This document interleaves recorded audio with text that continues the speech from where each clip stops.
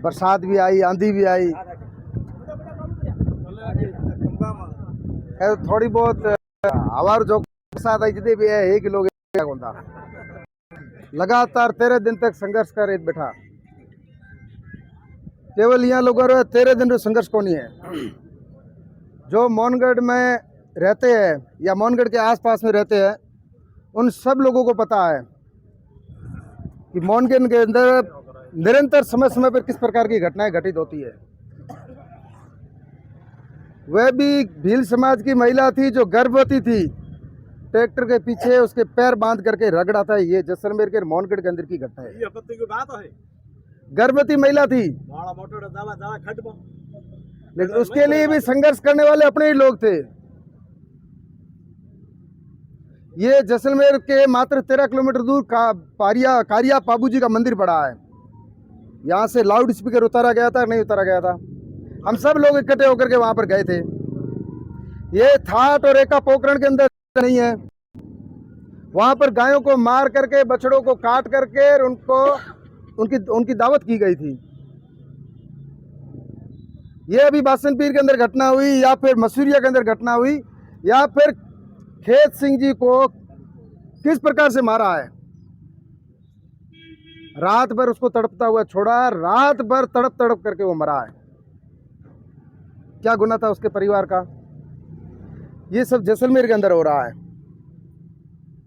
हम सुनते थे यूपी में होता है, बिहार में होता है, पश्चिम बंगाल में होता है। यूपी में सब चीज़ें शांत हो गई।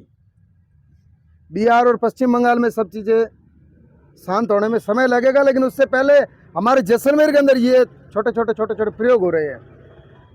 क्या इन प्रयोगों से हम जागेंगे नहीं? क्या इनका जवाब देने के लिए कौन आएगा? महाराणा प्रताप लड़ा था, राणा सांगा लड़ा था, वो लड़ा था, पूंजा लड़ा था, सब लोग लड़े थे। लेकिन वो वापस आएंगे क्या लड़ने के लिए, संघर्ष करने के लिए? वो लोग वापस आएंगे क्या? हम उनके वंशज होने के नाते हम कब खड़े होंगे उनका प्रतिकार करने की स्थिति में?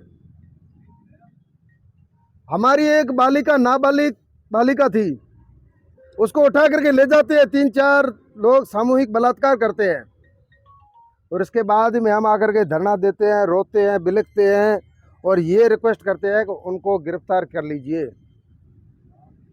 आप पाकिस्तान से क्यों लोग आए हो? क्योंकि वहां पर आपकी इज्जत, आपका मान, आपका सम्मान, आपकी बहन बेटियां, आपका घर परिवार सुरक्षित नहीं था, इसलिए आए थे ना। यहाँ पर भी वही हो रहा है तो ये तो वहीं पर भी सहन कर लेते हैं। यहाँ पर आने की क्या जरूरत थी? घर बना हुआ घर क्यों छोड़ करके आए? ये हमारे ऊपर संकट आया था, एक बार पहले भी आया था कि यहाँ पर जो भी पाक से विस्थापित है उन सबको यहाँ से निकालो। यार आप सब लोग बैठे हैं, नाथू जी वगैरह ये सब लोग बैठे हैं। तब यहाँ पर जो सरकार भी अपनी विचारधारा के लोग थे, स्पष्ट शब्दों में उस समय भी कहा था कि किसी भी एक भी भील या हिंदू समाज के बंधु को यहाँ से जाने नहीं देंगे। किसी भी प्रकार का संघर्ष करना पड़ा तो हम निश्चित रूप से करेंगे। आज भी आपके साथ में मेरे घर पर काम भी था, परिवार के अंदर कैजुअलिटी हुई थी, इनको पता है। उसके बावजूद आपका जिन लोगों ने आपको था उस समय तक आपका साथ नहीं छोड़ा और न छोड़ेंगे। हमारी पीढ़ियों से आपका संबंध है, हमारा मीन्स हिंदू समाज पूरे का। हम आपके पास में बैठे थे, योजनाबद्ध रूप से बैठे। आज अपराधी गिरफ्तार हुए, केवल गिरफ्तारी, आधे से लड़ाई अभी बाकी है। निश्चित रूप से हमने एक टीम बना रखी है। वो एक टीम पुलिस के अधिकारियों से ऑब्जर्व रखेगी, उनके ऊपर निश्चित रूप से लगातार निरंतर संपर्क में रहेगी। वकीलों के अंदर कोई 1-2 वकील नहीं, अभी यहाँ पर बैठे थे अरविंद सिंह, वो किशन सिंह जी सत्या के पोते हैं। उस दिन जब सुनवाई हो रही, नाथू जी मेरे पास बैठे थे, क्या होगा पीछे क्या होगा? मैंने कहा चिंता मत करो, जिनको लगा रखा है वो अपनी चिंता कर रहे हैं। उन 2 मुलजिमों को पहले जेसी कर दिया, इसकी 4 दिन की पीसी ली हुई है। हाई कोर्ट में लगाएंगे, आपका एक पैसा नहीं लगने देंगे। हाई कोर्ट से लेकर के यहाँ तक आपका हम 1 रुपया खूटी कोड़ी नहीं लगने देंगे, क्योंकि ये हमारा खुद का काम है। आप हमारे अपने हो। और इसके अलावा भी मैंने कल नाथू जी बोला था कि यहाँ पर बैठे हो, यहाँ पर खाना बनाया है, पीना है, चाय भी हमने आपकी पी है, सब चीज़ें की है। आपका जो भी बनता है हम सब मिल करके बैठ करके आपको जो बनता है हमसे जितनी मदद हो सकती है, जितना हमारा सामर्थ्य है, आपके लिए तैयार रहेंगे। और निश्चित रूप से जैसे नटवर जी की तबीयत ठीक नहीं थी, लेकिन इसके बावजूद भी लगातार आप यहाँ पर आते थे, संभालते थे। और मोहनगढ़ के अंदर भी जब भी घटना होती है, ऋषि जी आपके और ये लून सिंह जी हमेशा आपके साथ में खड़े मिलते हैं। आप वहां से आए हो, आपकी चिंता करने वाले लोग करेंगे, चाहे सामने कितना भी ताकतवर व्यक्ति है, चाहे कुछ भी हो।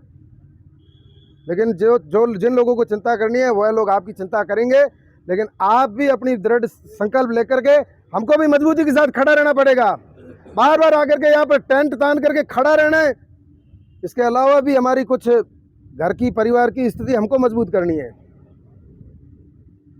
कश्मीर के अंदर भी पुलिस खड़ी थी, फौज थी, लेकिन जब अनाउंस हुआ मस्जिदों से, तब वो सारा का सारी कश्मीर की घाटी छोड़ करके आना पड़ा।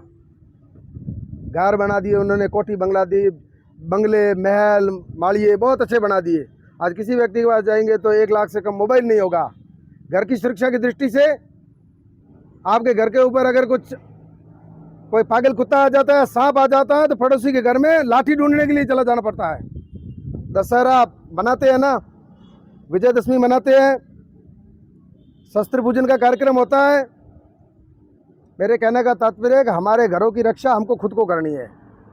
हमारे मान सम्मान, इज्जत, मर्यादा की रक्षा हमको खुद को करनी है। इसलिए संगठित होकर के जब आवश्यकता पड़े उस समय हम सबको एक धारा में, हिंदू होने के नाते सबको खड़ा होना पड़ेगा।